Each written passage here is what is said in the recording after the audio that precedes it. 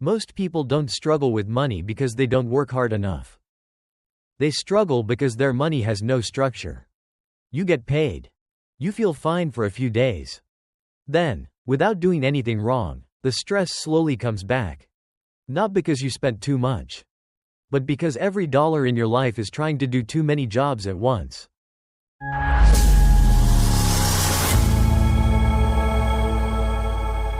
There is a truth that very few people ever notice. Most financial stress in life doesn't come from how much money you earn. It comes from something much quieter: how your money is organized. You can work hard. You can increase your income. You can even earn more than you used to. But if all of your money sits in one place, sooner or later, that uneasy feeling returns. It doesn't arrive loudly. It comes slowly. At first, it's just a few small expenses that don't seem important. Then come purchases you didn't really think through. And at some point, you find yourself wondering, where did the money go? The problem isn't willpower. It isn't discipline. The problem is that your money has no clear structure. Many people believe managing money has to be complicated. Tracking every expense. Using apps.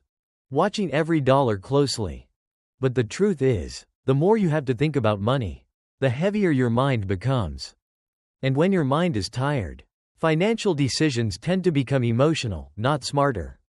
What's interesting is that when people struggle with money, most of them try to fix it by making things even more complicated. Welcome to Financial Awakening. This is a place where we don't talk about getting rich fast. We don't promote extreme sacrifice. And we don't judge anyone. Here, we focus on redesigning your relationship with money in a way that feels simple, clear, and mentally lighter. Think about a familiar experience in your monthly life. When you get paid, you feel okay. Not worried. Not stressed. But that feeling only lasts a few days. Then bills start to appear. Small expenses slowly add up. And even though you didn't do anything wrong, a sense of mental weight quietly returns. That doesn't happen because you spend carelessly. It happens because every financial decision is coming from the same single pool of money. When money doesn't have clear roles, every spending decision, even small ones, becomes a mental burden. You start questioning, second-guessing, worrying ahead of time.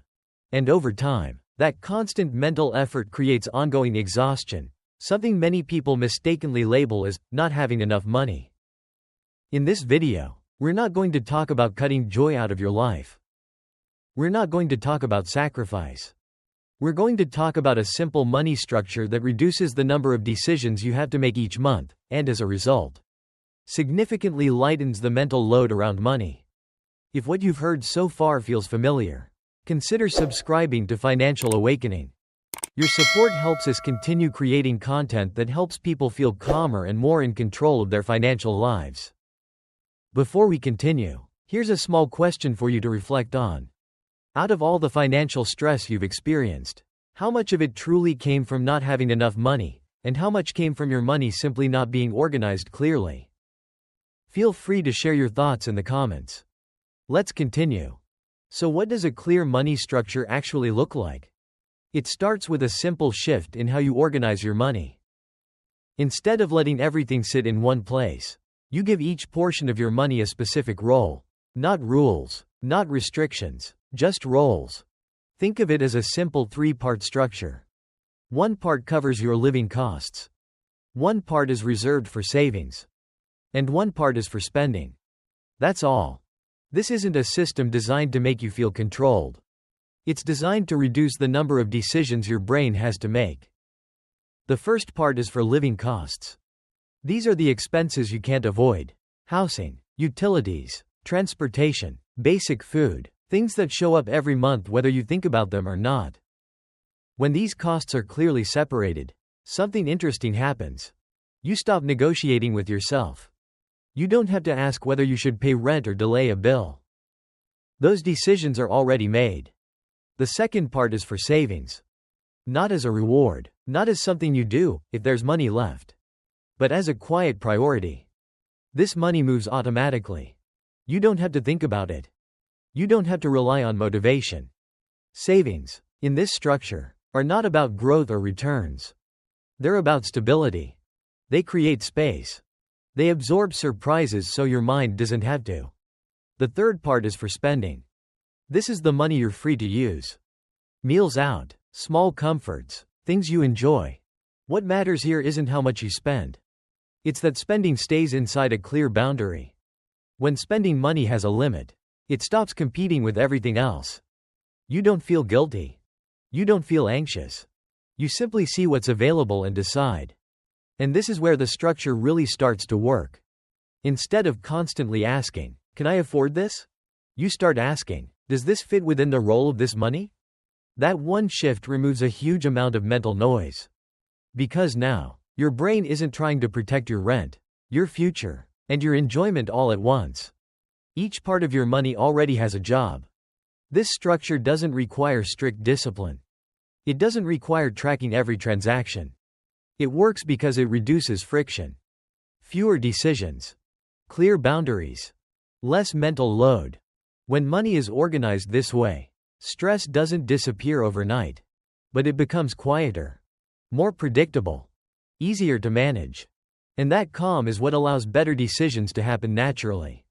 In the next part, we'll look at how this structure changes your day-to-day behavior, especially the small spending choices that quietly shape how the rest of the month feels. For now, just notice this. When money has clear roles, your mind doesn't have to carry everything anymore. That's where real control begins. Once your money has a clear structure, something important begins to change, even if you don't consciously try to change it. Your behavior around money starts to shift. Not because you suddenly become more disciplined. Not because you force yourself to be better. But because the structure quietly makes decisions feel lighter. Before, every spending decision carried multiple questions at once. Will this affect rent? Will I feel tight later this month? Should I save this in case something happens? All of those questions happen almost instantly. And over time, they exhaust your mind. But when money has clear roles, those questions fade away. You stop looking at your total balance. You look only at your spending portion. And that single change makes a bigger difference than most people expect. When you focus on one specific pool of money, your spending naturally slows down. Not because you're afraid. Not because you feel restricted. But because you pause, just for a moment. That pause isn't about judging yourself. It's about observing. You notice how much money is left in your spending account. And you notice how many days are left in the month. This simple comparison, money left versus days left, is one of the most powerful money habits there is. Even though it feels very quiet. No reminders. No rules. No pressure. The numbers speak on their own. There are moments when you look at your spending balance and realize there's still plenty of room. In those moments, enjoying a coffee or a meal out doesn't create tension. You enjoy it fully, because you know it doesn't make the rest of the month heavier. And there are other moments when you see that spending more right now would make the coming days feel tight. And naturally, you say no. Not because you're cheap. Not because you're anxious. But because you don't want to create unnecessary mental pressure for yourself later.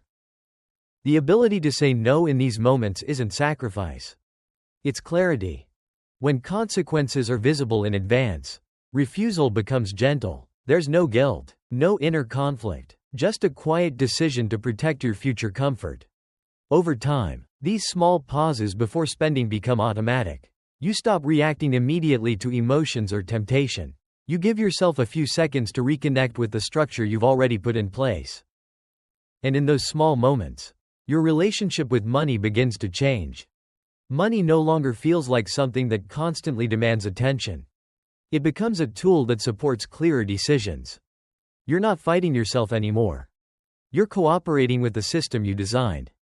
In the next part, we'll explore how these habits naturally lead to saving money and spending smarter, not through restriction, but through conscious, low-stress choices. For now, just notice this. Every time you pause before spending, it's not a sign of weakness. It's a sign that you're beginning to understand your money and yourself more clearly. When your money has structure and your habits become calmer, saving starts to look very different. It no longer feels like something you force yourself to do. It becomes the natural result of clearer choices. At this stage, saving money isn't about cutting everything out. It's about understanding trade-offs. Every financial choice quietly trades one thing for another. Comfort now versus flexibility later. Ownership versus freedom. Stability versus pressure. Smart spending begins when you see these trade-offs clearly, without judgment. Take the idea of renting versus buying. Buying often feels like progress. Renting often feels temporary. But those labels hide the real question. What does each option ask from your mental space? Buying usually comes with long-term commitments, monthly payments, maintenance, less flexibility if your situation changes. Renting, on the other hand, often costs less responsibility up front.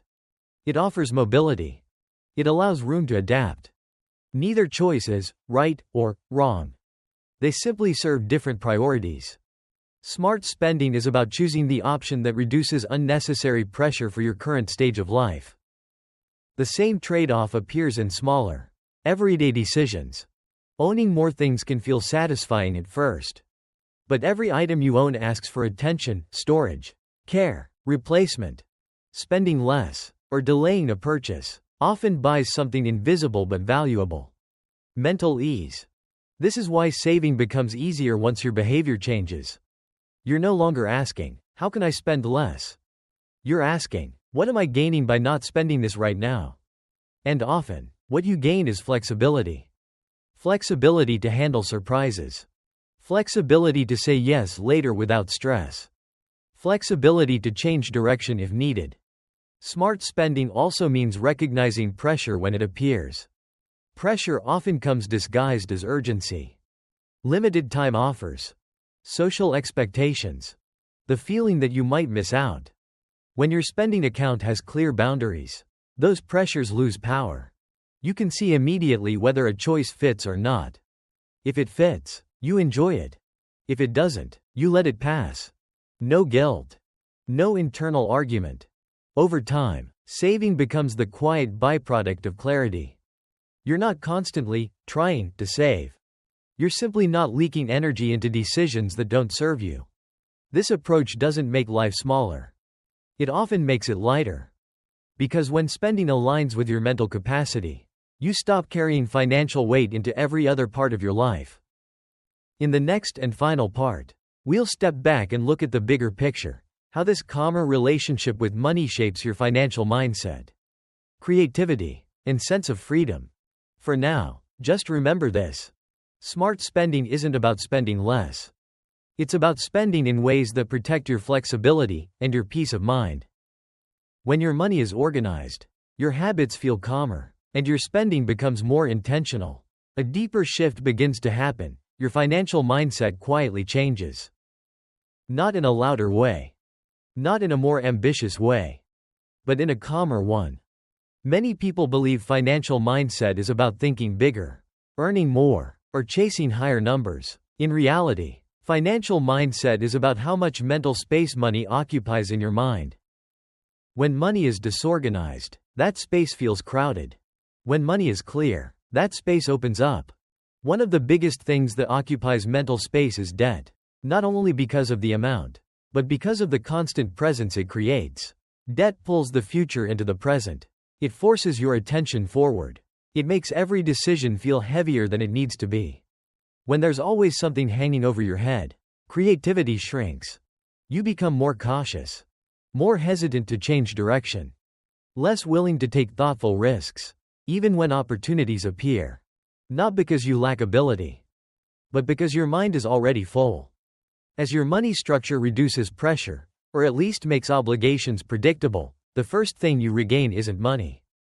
It's mental clarity. And from that clarity, a different kind of mindset begins to form. You start thinking longer term without feeling tense. You respond to situations instead of reacting to pressure. You see more options, because worry no longer blocks your view. This is why financial mindset isn't about luxury. Financial freedom isn't about owning more things. It's about having more choices. The choice to slow down when needed. The choice to say no without guilt. The choice to change direction when life shifts. When money stops feeling like a constant threat, you no longer fight it every day. You begin working with it. And in that relationship, money becomes a tool, not a source of fear. What matters is that this shift doesn't come from dramatic changes. It comes from small, consistent actions, giving money clear roles, reducing unnecessary decisions, respecting your limits, and choosing long-term calm over short-term relief. When your mental state becomes more stable, better decisions follow naturally. No pressure, no slogans, no force. That is the foundation of a healthy financial mindset. Not being richer than others, but being less controlled by money. Not owning more, but living with greater flexibility and ease. If there's one idea worth holding onto after this entire journey, it's this. Money should not take up all the space in your mind. Life needs room for creativity, adaptability, and meaningful choices. When money is placed where it belongs, that's when true awakening begins. At the end of the day, money works best when it has clear boundaries. And when money feels calmer, life usually feels lighter too. If this perspective resonated with you, consider subscribing to Financial Awakening. We focus on calm, practical ways to build a healthier relationship with money.